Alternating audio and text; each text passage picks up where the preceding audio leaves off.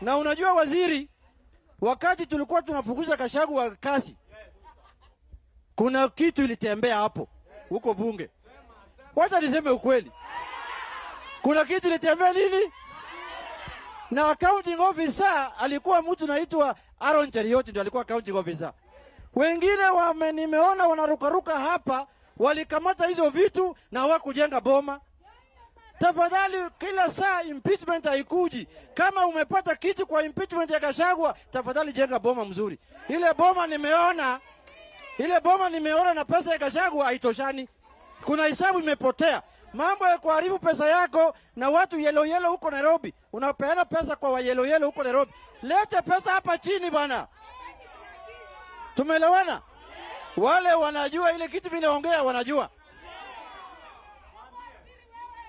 Sijaona marupurupu na malipo ya hiyo impeachment, sijaona kama imefika Bungoma.